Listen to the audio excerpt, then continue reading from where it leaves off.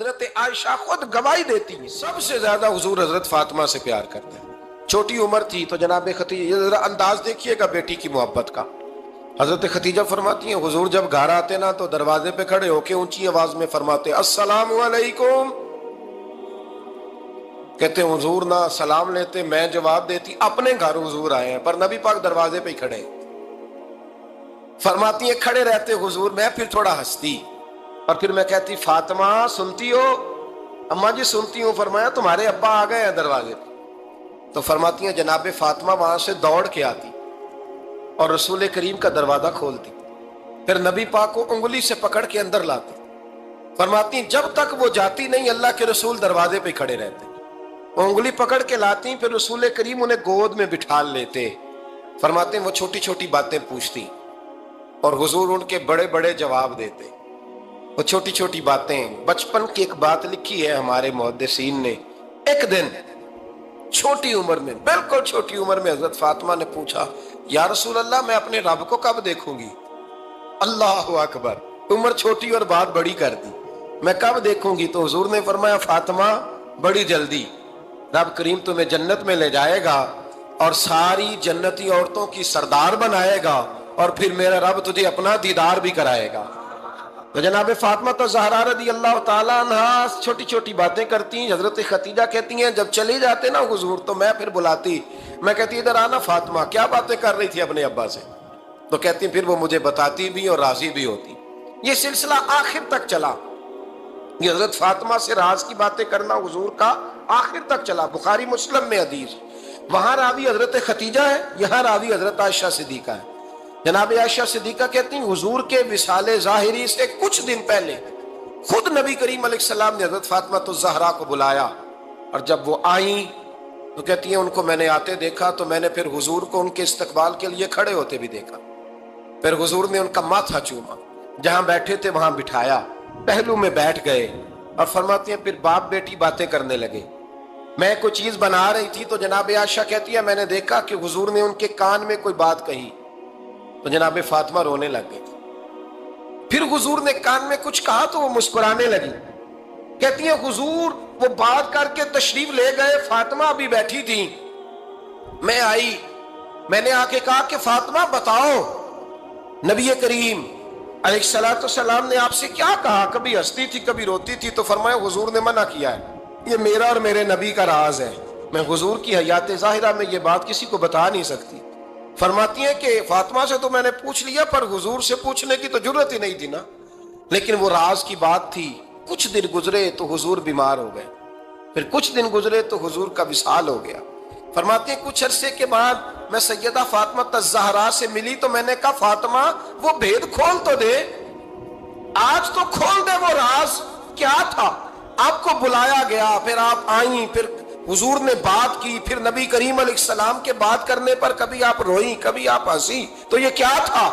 تو کہتی ہیں جناب فاطمہ پھر رونے لگی، کہنے لگی ہاں اماں جی اب میں پردہ کھول دیتی ہوں، اب میں راز بتا دیتی ہوں. حضور کا وصال ظاہری ہو گیا. فرمانے لگی مجھے حضور نے بلایا اور میرے کان میں فرمانے لگے فاطمہ وقت تھوڑا رہ گیا ہے، اب تیرے والد نے جانے کا پروگرام بنا لیا ہے، اب نہ ٹائم آ گیا ہے بچھڑنے کا. فرماتی ہیں جب میں نے یہ بات سنی تو میں رو پڑی، حضور آپ بچھڑ جائیں گے؟ کہتی ہے میں روئی. ذرا حدیث کے جملوں پہ غور کرنا.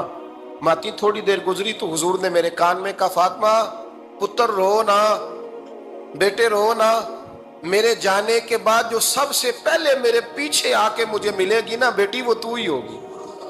اللہ کرے میں سمجھا سکوں آپ کو بات. جب کہا نا کہ میں وصال کروں گا تو رو پڑی، اور جب کہا نا میرے بعد تیرا بھی جلدی وصال ہو جائے گا تو حضرت فاطمہ نے ہنسنا شروع کر دیا. کیا پیار ہے میرے محبوب علیہ السلام کے ساتھ جناب فاطمہ کا. ان کے وصال کی خبر سنی تو رو پڑی اور اپنے کی سنی تو ہنس پڑی.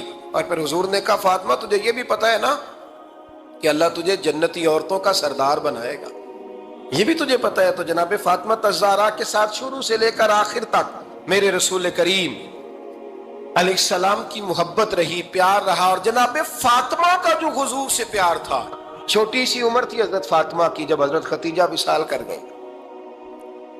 تو کسی نے کہا فاطمہ سب سے پہلے گھر سے کب نکلنا ہوا؟ تو بخاری مسلم میں حدیث ہے، اللہ کے نبی نا بیت اللہ شریف کے سامنے سجدے میں تھے تو ابو جہل کو شرارت سوجی، شرارت۔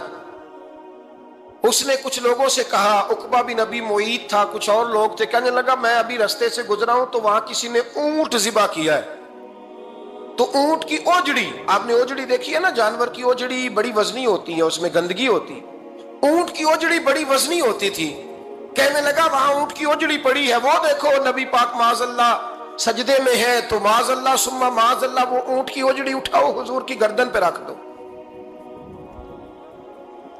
تھوڑا سا مشکل سے جمعہ پڑھنا پڑ جائے نا، اور تھوڑا سا مشکل سے پڑھانا پڑ جائے تو ہم دین کے بہت بڑے خدمت گزار بن جاتے ہیں۔ یہ دیکھو سجدے کتنی مشکل سے ہو رہے ہیں، یہ دیکھو سجدے کتنی مشکل سے ہو رہے ہیں، کتنی مشکل سے حضور کے سر انور پر اوجڑی رکھ دی۔ یہ وہ وقت ہے کہ نہ تو چچا ابو طالب ہیں جو پہنچ جاتے، نہ جناب ختیجہ ہیں جو بندوبست کرتی، تو کسی نے نہ جناب ختیجہ کے دروازے کے سامنے منہ کر کے کہا کہ محبوب کے گھر والوں حضور کے سر اقدس پر اوجڑی رکھ دی ہے کسی، اور حضور سر اقدس اٹھاتے ہیں تو تکلیف محسوس کرتے ہیں۔ جناب فاطمہ کہتی ہیں پہلا دیہڑا تھا جب میں چہرے پہ کپڑا ڈال کے نہ تو اپنے بابا کے لیے نکلی، فرماتی پہلا دن تھا، میں حرم کعبہ میں پہنچی، حضور کو سجدے میں دیکھا تو چھوٹے چھوٹے ہاتھوں سے میں نے اوجڑی نیچے گرائی، حضور بولے کچھ نہیں، نہ میں نے کوئی بات کی، میں نے حضور کی انگلی کو تھاما اور میں کنویں پہ لے آئی، حضور بھی نہیں بولے، جناب سیدہ فرماتی میں بھی نہیں بولی، حضور بیٹھ گئے اور میں کنویں سے پانی نکالنے لگی، میں حضور کی زلفیں دھوتی جاتی اور حضور روتے جاتے، زلفیں دھوتی جاتی اور حضور روتے جاتے۔ پھر حضرت فاطمہ نے جب حضور کی زلفیں دھو لی تو ہاتھ اٹھائے، کہا اللہ جنہوں نے میرے بابا کو تکلیف دی ہے نا ان کو برباد کر دے۔ میں رات روایت پڑھ رہا تھا مشکات سے تو میں حیران ہو رہا تھا کہ یہ عجیب منظر ہے، یہ عجیب منظر ہے کہ جب طائف والے پتھر مارے اور نبی کریم علیہ السلام سے حضرت زید بن حارثہ کہ حضور دعا کریں یہ تباہ ہو جائے، تو نبی پاک کہ نہیں زید میں نے نہیں ان کے لیے تباہی کی دعا کرنی، یہ نہیں ٹھیک ہوتے تو ہو سکتا ہے ان کی نسلیں ٹھیک ہو جائیں۔ اور جب احد میں وہ لوگ پتھر مار کے دانت شہید کر دیں، حضرت ابوبکر صدیق جیسی ٹھنڈی طبیعت کا آدمی عرض کرے حضور دعا کریں یہ تباہ ہو جائے، تو حضور نے فرمایا اللہم اہد قومی فإنہم لا یعلمون، یا اللہ میری قوم کو ہدایت دے، یہ جانتے نہیں یہ کیا کر رہے ہیں۔ حضور نے کبھی بھی کسی کے لیے دعائے ضرر نہ فرمائی، لیکن آج یہ عجیب منظر ہے، شاید یہ واحد وہ وقت ہے کہ جناب فاطمہ الزہرا نے جب کہا نا کہ اے اللہ انہیں برباد کر دے جنہوں نے آج میرے والد کو تکلیف دی ہے، حضرت فاطمہ کی دعا سن کے تو حضور نے بھی ہاتھ اٹھائے، کہا اے اللہ جیسے میری بیٹی کہتی ہے نا ویسے ہی کر دے، اللہ کر دے انہیں برباد، فاطمہ جیسے کہتی ہے ویسے، اللہ کرے آپ کو سمجھ آئے میری بات کی کہ وہاں جہاں شدید تکلیف دی گئی وہاں حضور نے کسی کے لیے ایسی دعا، اور یہاں فرمایا اللہ جیسے فاطمہ کہتی ہے ویسے، اللہ اکبر۔ حضرت عبداللہ ابن مسعود کہتے ہیں کہ وہ دعا بھی میں نے سنی، اور پھر میں نے ان سب لوگوں کو جن کے لیے جناب سیدہ نے دعا کی تھی ان سب کو پھر میں نے بدر میں کٹتے ہوئے بھی دیکھا، میں نے ان کی لاشوں پر گھوڑے چلتے ہوئے بھی دیکھے، پھر میں نے دیکھا کہ صحابہ انہیں گھسیٹ کر کنووں میں ڈال رہے تھے، میں غور سے دیکھ رہا تھا اور ان کے چہرے پہچان رہا تھا، تو مجھ سے کسی نے کہا عبداللہ تم کیا غور کر رہے ہو؟ تو میں نے کہا میں غور کر رہا ہوں یہ وہی ہیں سارے جن کے لیے سیدہ فاطمہ نے دعا کی تھی کہ یہ برباد ہو جائے، یہ وہی ہے میرے رسول کریم علیہ السلام کی ہر تکلیف کو جناب فاطمہ نے اپنی تکلیف سمجھا، ہر تکلیف کو۔ حضرت فاطمہ الزہرا کا کمال یہ ہے کہ انہوں نے میرے محبوب کا دکھوں میں ساتھ دیا، حضور کی تکلیف پر وہ تکلیف میں آتی، پریشان ہوتی۔ یہاں سے بات چلی 4-5 سال عمر مبارک تھی، حضرت فاطمہ کی کل عمر 29 سال ہوئی ہے۔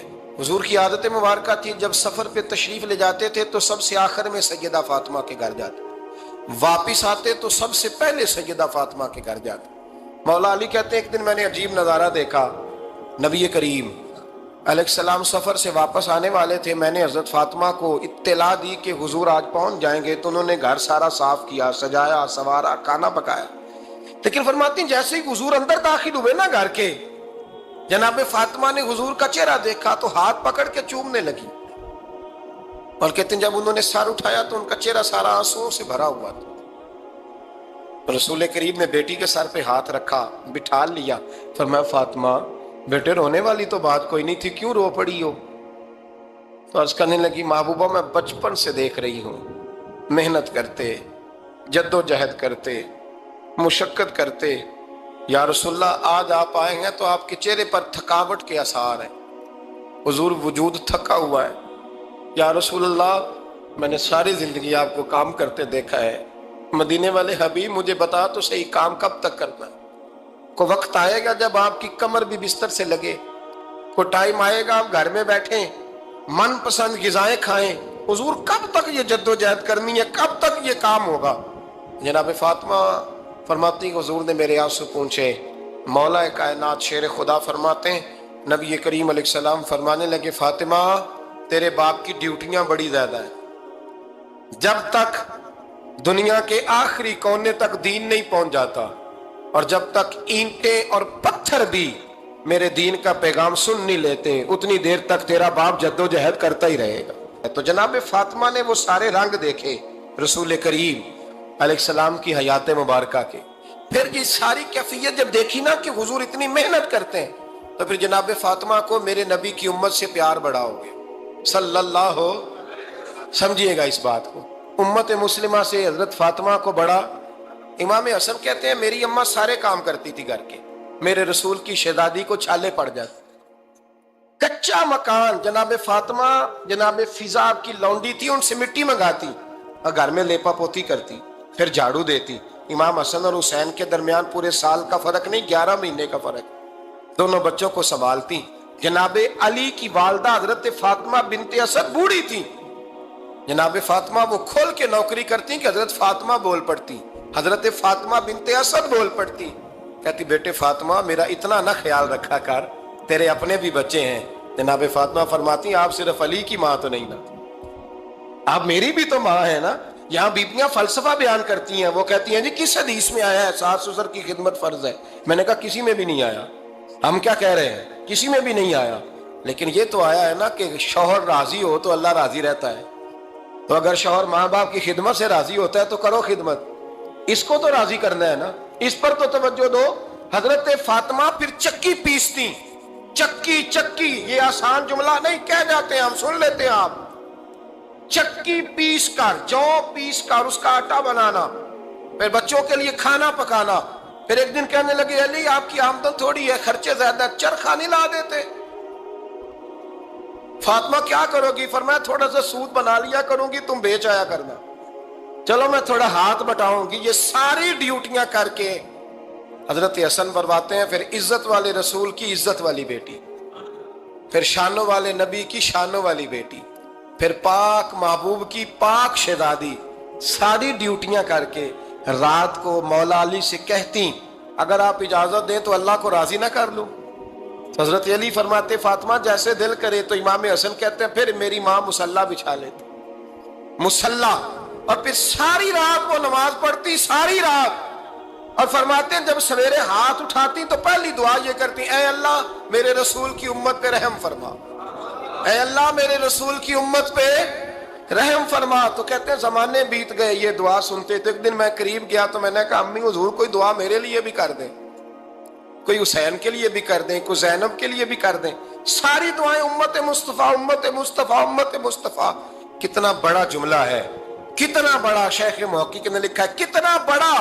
جناب فاطمہ فرمانے لگی تیرے لیے بھی کرتی ہوں، حسین کے لیے بھی کرتی ہوں، زینب کے لیے بھی کرتی ہوں، سب کے لیے کرتی ہوں، پر بیٹا یاد رکھنا فاطمہ کی دعاؤں پر پہلا حق میرے رسول کی امت کا ہے۔ فاطمہ کی اصل میں بات بہت خوشی کی سنا دی میں نے آپ، لیکن آپ وہیں سست کے سست رہ گئے۔ یہ کسی عام آدمی کی دعا نہیں، پیر صاحب کی، درویش صاحب کی رٹی رٹائی دعا نہیں، یہ سیدہ فاطمہ کی دعا ہے۔ آپ کو اتنا بڑا خزانہ مل رہا ہے اور آپ سمجھے ہی نہیں بات کو۔ حضرت فاطمہ فرمانے لگی میری دعاؤں پر سب سے زیادہ حق میرے رسول کی امت کا ہے، تو میں یہ حق ہمیشہ ادا کرتی رہوں گی، میں انہیں دعائیں ہمیشہ دیتی رہوں گی۔ حضرت فاطمہ بڑا پیار کرتی ہیں. امام حسن کہتے ہیں کہ ایک پورا دن گزر گیا, کھانے کو کچھ نہ ملا. اگلی شام آ گئی تو چند روٹیاں کھانے میں ملیں. جوں لائے حضرت علی, جناب فاطمہ نے پیس کے روٹی پکائی. فرماتی ہیں سب کو کھانا کھلا دیا تو اپنی روٹی آپ نے رکھ لی. جب آپ کھانا کھانے لگی, کھانے پر ہاتھ ہی رکھا تھا کہ دروازے پر کسی نے صدا دی. تو کہتے ہیں بولنے والے کے لفظ بڑے عجیب تھے. جس نے صدا دی نا اس کے لفظ بڑے عجیب تھے. کہنے لگے اور رسول اللہ کی بیٹی, میں 2 دن سے فاقے میں ہوں, تو مجھے پتا ہے اس گھر سے روٹی ضرور ملے گی. جناب فاطمہ نے نہ کھانا اٹھایا. امام حسن کو کہنے لگی بیٹے دے آ. جناب حسن کہتے ہیں مجھے بڑی تکلیف ہوئی. ہم سب کھانا کھا چکے تھے, مولا علی بھی کھا چکے تھے, صرف میری اماں نے نہیں کھایا تھا. ماں اور بیٹے کا پیار, اور پھر حسن حسین اور سیدہ کا پیار. فرماتے میں نے کہا اماں جی آدھی دے دیتے ہیں, آدھی آپ کھا لیں. پورا دن گزر گیا, آپ فاقے سے ہیں. تو کہتے ہیں حضرت فاطمہ نے میرے سر پہ ہاتھ رکھا, پھر میرا ماتھا چوما. کہنے لگی بیٹا تو نے اس کی آواز نہیں نہ سنی جس نے صدا لگائی. اس نے نہ تو علی سے بات کی نہ تیرے ساتھ بات کی. اس نے تو کہا رسول اللہ کی بیٹی. تم نے صدا نہیں نہ سنی, اس کے لفظ کیا ہے. اس نے تو میرے ساتھ بات کی. اور پھر فرمایا بیٹے میں 1 دن سے فاقے میں ہوں, وہ 2 دن سے فاقے میں. میرا 1 دن گزارا اور ہو جائے امت کے ساتھ. ایک دن نا ایک نبی پاک کی بارگاہ میں شخص آیا, اس نے کلمہ پڑھا. قبیلہ بنو سلیم سے اس کا تعلق تھا. نبی کریم علیہ السلام نے اس سے اس کی مالی حالت پوچھی. تو عرض کرنے لگا یا رسول اللہ صلی اللہ علیہ وسلم میرے قبیلے میں 3000 لوگ ہیں اور سب سے غریب میں ہی ہوں. نبی کریم صلی اللہ تعالی علیہ وسلم نے فرمایا اس کی مدد کرو بھائی. حضرت سعد بن عبادہ اٹھے تو انہوں نے نا اس کو کہا کہ میری اونٹنی باہر کھڑی ہے, تو یہاں سے اٹھ کے چل, میں اونٹنی تجھے دیتا ہوں. مولا علی شیر خدا اسی وقت اٹھے اور آپ نے اپنے سر سے امامہ شریف اتارا. فرمایا میں نے کل ہی خریدا ہے, یہ میں تمہیں تحفے میں دیتا ہوں. حضور نے نا حضرت سلمان فارسی کی ڈیوٹی لگائی. فرمایا اسے سواری بھی مل گئی, کپڑے بھی مل گئے, اس کے کھانے کا بندوبست کر, پتہ کر کس گھر میں کھانا ہے تو لا. حضرت سلمان فارسی کہتے ہیں میں گلی میں نکلا تو پہلی نظر میری سیدہ فاطمہ کے دروازے پہ پڑی. میں نے دستک دی, سیدہ فاطمہ اندر سے بولی کون ہے. میں نے کہا میں غلام سلمان فارسی. جناب فاطمہ تزارا سے میں نے عرض کی ایک بندہ آیا ہے, کلمہ پڑھا ہے, اور وہ کہتا ہے 3000 آدمی میرے قبیلے میں ہیں اور سب سے غریب میں ہوں. تو اماں جی اس کو مولا علی نے امامہ دے دیا ہے اور حضرت سعد بن عبادہ رضی اللہ تعالیٰ عنہ نے اونٹنی دے دی ہے. اب وہ حضرت فاطمہ فرما سکتی تھی کہ جب شیر خدا نے دے دیا ہے تو ہمارا تو حصہ پڑ گیا. تو فرمانے لگی بھائی میرے ساتھ کیا مطالبہ ہے بتاؤ, جلدی کرو. کہا کھانا نہیں کھایا اس نے. تو آپ فرمانے لگی کھانا دیتے ہیں. حضرت سلمان فارسی کہنے لگے اماں جی کھانے میں کیا ہے. تو کہنے لگی کچھ بھی نہیں, 3 دن ہو گئے حسن حسین نے روٹی نہیں کھائی, پر بڑا کچھ ہے میں دیتی ہوں. کہتے میں سوچ میں پڑ گیا کہ انہوں نے 3 دن سے نہیں کھایا, پھر بھی بڑا کچھ ہے. پھر بھی ہم نے نا جو کھایا ہے اور باقی کا سالن فریج میں رکھا ہے, پرسوں والا بھی فریز ہوا پڑا ہے. شام کی سبزی آ گئی, کسی نے پوچھا حال کیا, کہتا سب سے غریب میں ہی ہوں, بڑا ماڑا بندہ ہوں, رو پڑیں گے پریشان. کہا بچوں نے 3 دن سے روٹی نہیں کھائی, پر سلمان بڑا دیا ہے میرے اللہ نے, بڑا کچھ ہے. تو کہا اماں جی پھر کرنا کیا ہے. فرمایا تو ٹھہر دا میں بتاتی ہوں. کمبل پڑا تھا, بسترا سمجھ لیں, موٹا اوڑھنے کا, کھدر کا. حضرت فاطمہ جلدی سے لائیں. فرمانے لگے یہ پکڑو اور دیر نہ کرنا. یہ ہماری گلی کے کونے پہ نا 2-4 گھر چھوڑ کے تو ایک یہودی ہے, اس کا نام شمعون ہے. وہ اس طرح کی چیزیں گروی رکھ کے یا خرید کے نا تو پیسے بھی دے دیتا ہے, جوں بھی دے دیتا ہے, گندم بھی دے دیتا ہے, سرکہ اور کھجوریں بھی. اسے دے آ, اور وہ جو سامان دینا وہ میرے پاس لا, اور لا کے مجھے دے تاکہ میں جلدی سے اس آدمی کے لیے بندوبست کروں. پتہ نہیں بیچارہ کتنے دنوں کا بھوکا ہے, پتہ نہیں بیچارہ کتنے, اپنے بچوں نے 3 دن سے روٹی نہیں کھائی, لا نہ ذرا. حضرت سلمان فارسی کہتے ہیں میں نے تھوڑا توقف کیا کہ میں آپ کا بستر لے جاؤں, یہ کمبل لے جاؤں. تو فرمانے لگی حکم ہے میرا, وہ جانا پڑے گا. جناب سلمان فارسی کہتے ہیں میں شمعون یہودی کے پاس گیا, میں نے کہا یہ کمبل لو, چاہے تو نگد پیسے دے دو, سامان خرید لیتے ہیں, اور چاہے تو اناج, جوں, سرکہ, کھجوریں جو تمہارے پاس ہے دے دو. وہ کہنے لگا یہ کس کا ہے, بڑا شاندار ہے, بڑا خوشبو والا ہے. تو کہا یہ مولا علی کے گھر سے آیا ہے, پاک بی بی نے دیا ہے کہ اس کو گروی رکھ لو اور مہمان کے لیے کچھ دے دو. کہا مہمان کون سا. کہنے لگے حضور کے پاس آ کے ایک شخص نے کلمہ پڑھا ہے, اور وہ مسلمان ہوا ہے اور وہ غریب ہے، اس کو روٹی دینی ہے۔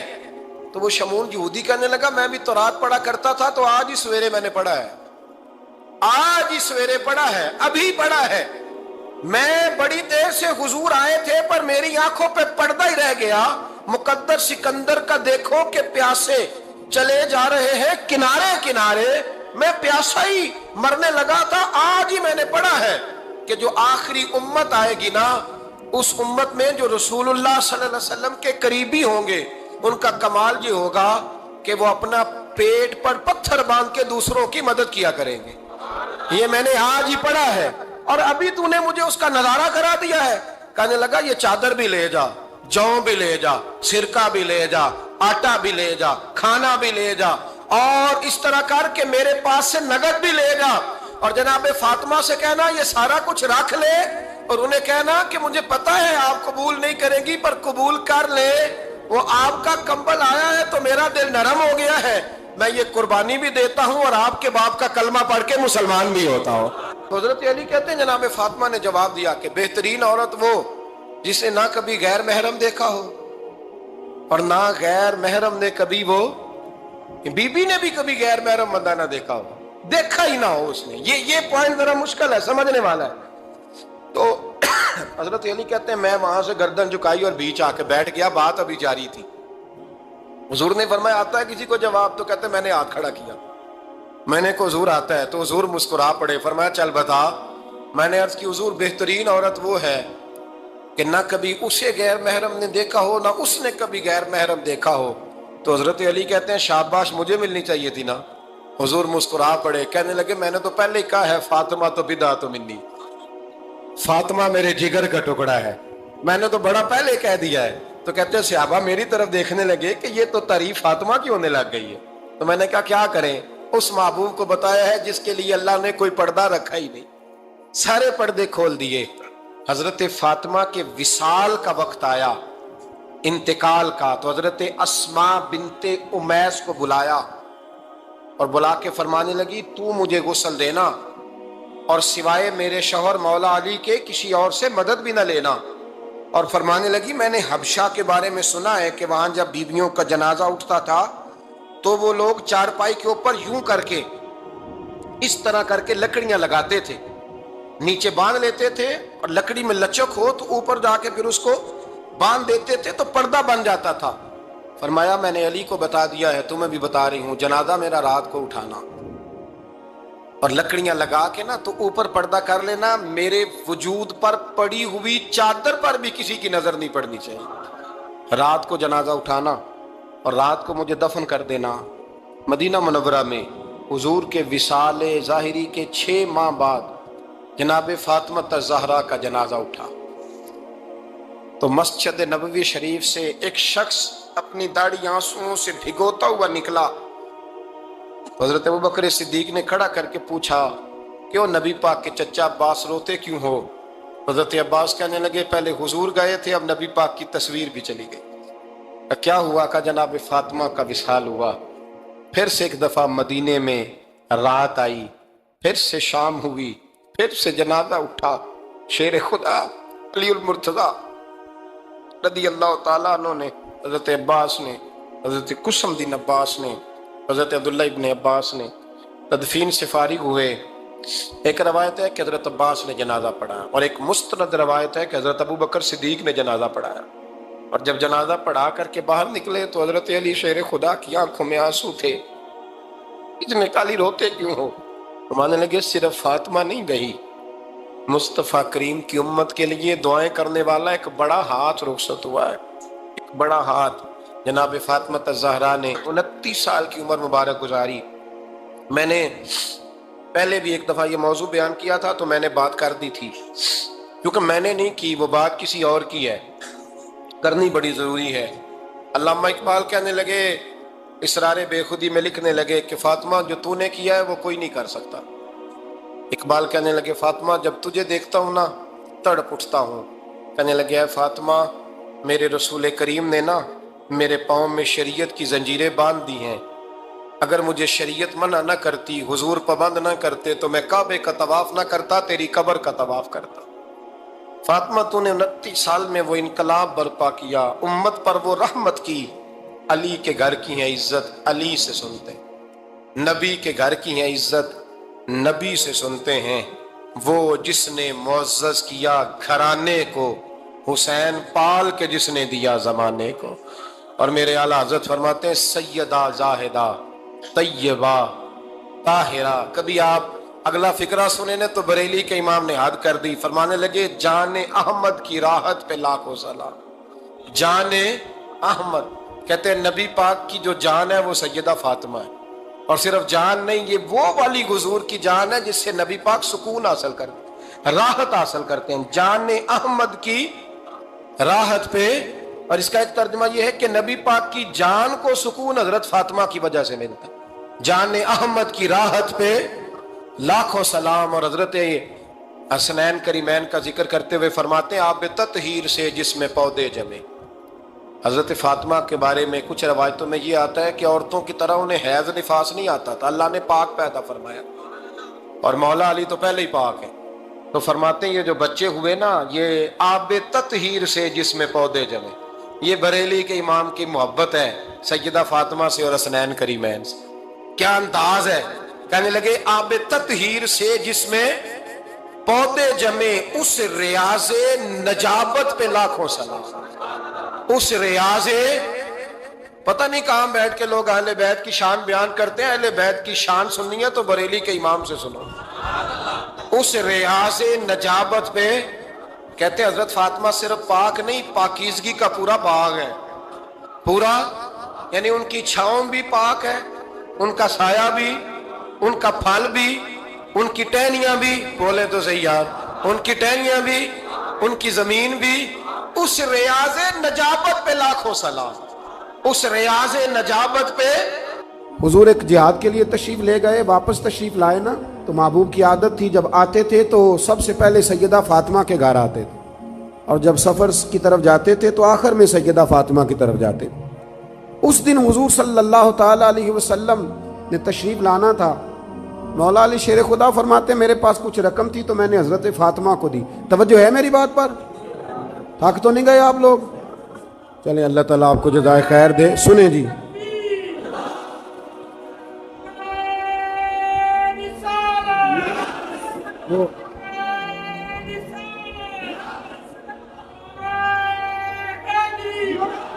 اللہ آپ کو جزائے خیر دے، اللہ آپ کو برکت دے۔